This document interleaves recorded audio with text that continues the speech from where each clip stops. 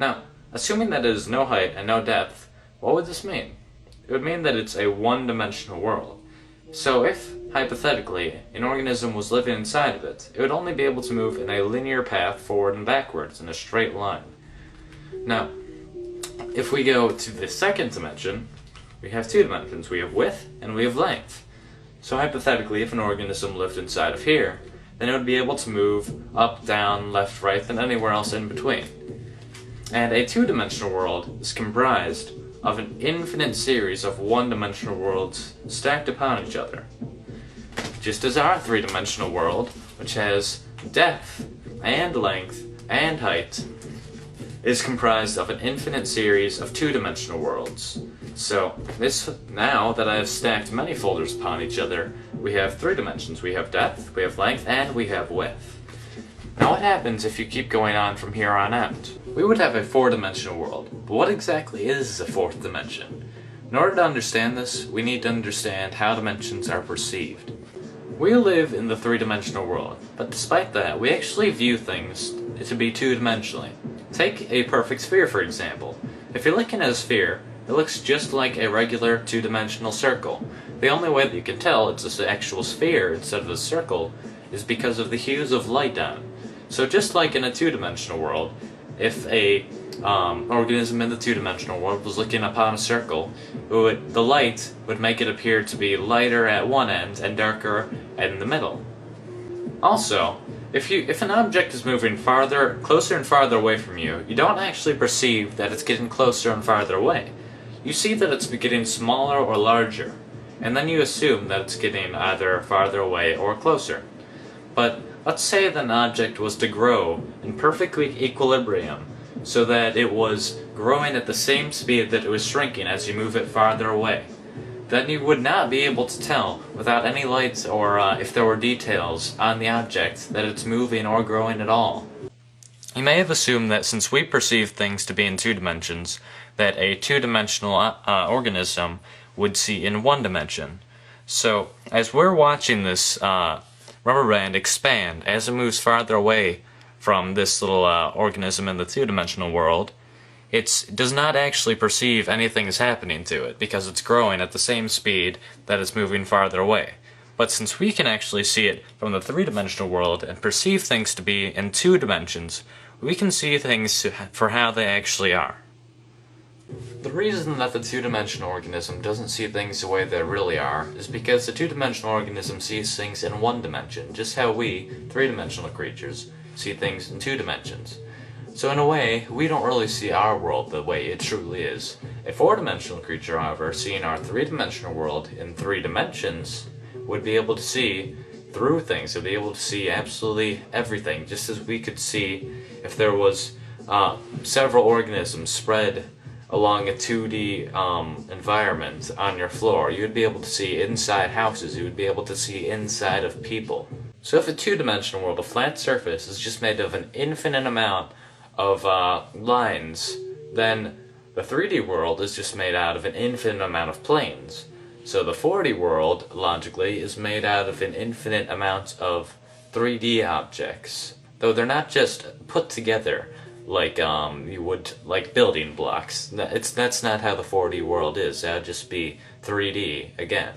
So in order to understand this, we need to understand the logical progression of mathematics in our world. Imagine that this connects piece represents the first dimension. It's simply a straight line, which is basically what the first dimension looks like.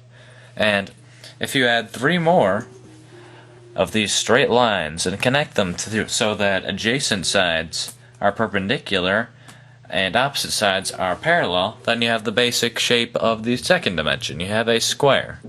Now if you keep going from here and you add it so that there's a total of 4 squares, and all adjacent sides are perpendicular and all opposite sides are parallel, then you end up with, obviously, a cube.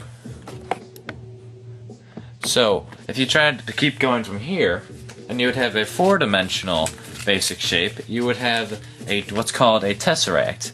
Now I cannot show you a tesseract, but you need to understand that it's basically 4 cubes that are within each other, that have all adjacent sides perpendicular and all opposite sides parallel. Yet there are four lines connecting to each vertex. So a tesseract would look somewhat like this picture. Now that's not exactly what it looks like, because this is a two-dimensional depiction, and obviously not all of the lines are straight. So I cannot show you what a tesseract actually looks like, because we cannot perceive things in the third dimension.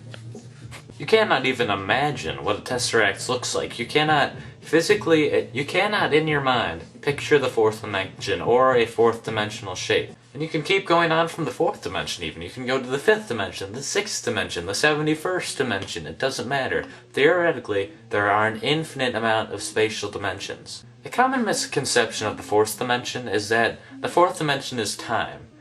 Now, while some argue that by going forward and backwards in time, if you move forward the same distance and backwards the same, then you would end up in the same place you started, just like in the fourth dimension.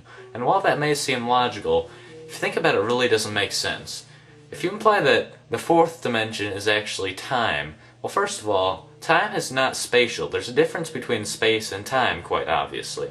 And assuming that all dimensions are according to a pattern, then that doesn't really make sense either, because saying the fourth dimension is time, every dimension has time in it. So that would mean that the fourth dimension is special in some way, which doesn't really make any sense.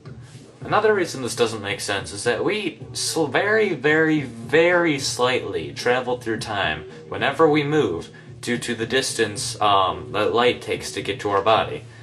Now, if a group of astronauts were to get in a spaceship and they were to go very, very, very close to the speed of light, then they went around in this impossible, nearly the speed of light spaceship for a few months, and then afterwards they returned to Earth. They would find that Earth had actually progressed a few years, so they had moved forward in time by moving that quickly. Another interesting concept involving the fourth dimension is that many physicists and even mathematicians may say that the dimensions are very, very slightly curved, because if you really think about it, nothing can be truly, absolutely infinite. So imagine that the first dimension, the line, is just very, very slightly curved, so that after a very long time, it will end up creating a circle. So, as suggested by many physicists, if you keep going in the same direction, then you will end up where you started after a very, very long amount of time, obviously. And the same thing would happen to the second dimension. If it's just a square, and then you extend it very, very slightly in a curve, then it will eventually make a sphere, and the same thing happens in our dimension, except it will form a very, very slightly curved third dimension, which will form a four-dimensional universe, basically. So what this kind of means is that our three-dimensional world is within a four-dimensional world, and the four-dimensional world is within a fifth-dimensional world, and so on. Now, I did say that nothing can be truly infinite, but if this is true, and a dimension is really within another dimension, within another dimension, within another dimension, then I'm implying that there's an infinite amount of dimensions, which is the only problem I really have with this theory. I'm not sure if it ever stops, or if infinity is really even possible. We don't know that.